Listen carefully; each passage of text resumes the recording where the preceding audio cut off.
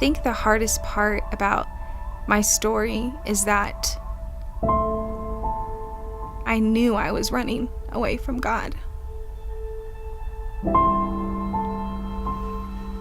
Yet I chose to keep running. I didn't want his love.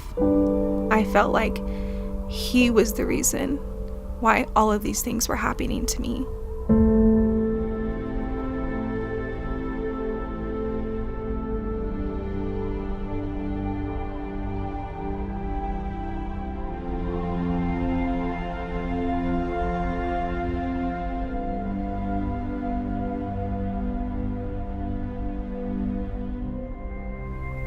I think in the beginning, I really found an escape through alcohol.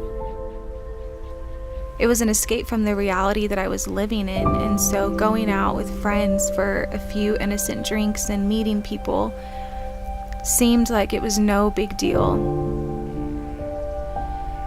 This specific night, I remember going out with my girlfriends, and early on, we just began to drink, and it was drink after drink after drink, and before I knew it, I was alone on a bed with a guy whose name I couldn't tell you. He was very aggressive and forcefully throwing himself on me, and as I came to, I remember coming in and out of consciousness and asking him to stop, that I didn't want to sleep with him and I was a virgin, and he laughed in my face and just continued.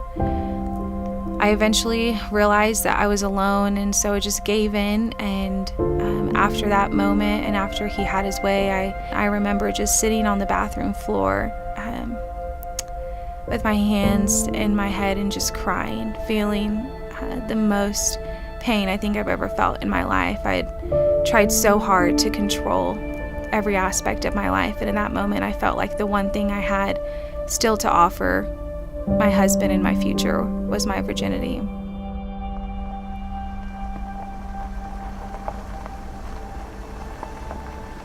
I just spent my life consumed with alcohol over the next 2 years, and the more I pursued alcohol, the further I felt away from the Lord and his presence. I remember going to church on Sundays and being involved and serving at the church I attended, but feeling like I was on autopilot, just going through the motions and faking it enough for people to see that there was really nothing wrong with me.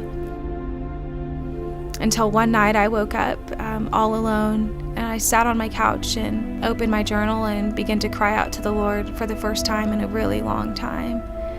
And it was in that moment that he reminded me of my name and the name that he had chose for me, and he asked me, what does your name mean? And Monica means alone. And when I looked it up, I felt the weight of that in that moment. And I was asking the Lord, why would you ask me to look up the name alone when I felt so alone in that moment? And he asked me what my full name meant. And so I've always hated my middle name, and I looked up the meaning of it. It's Amanda, and it means worthy of love. And it was in that moment that I believe the scales were removed, and I began to see for the first time that I am worthy of love, despite my shortcomings, despite my failures, despite what I think was so wrong. I know that in that moment, Jesus met me there, and he began to remove the scars and the pain that I was carrying, and he took this weight off my back and put it upon his, and he gave me a new name in that moment. He reminded me that he was there in every moment of every pain that I'd ever experienced.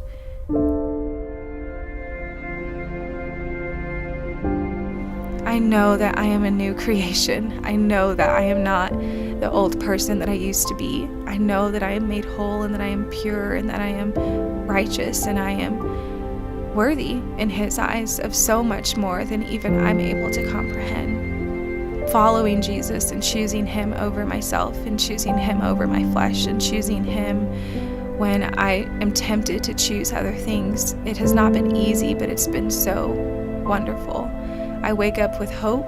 I wake up with a new purpose, and I feel like myself again. I feel like this life that I had lost has been found, and this identity that I was so confused about has been rooted now in an identity in who He says that I am. I finally feel I'm with Him, and I'm home.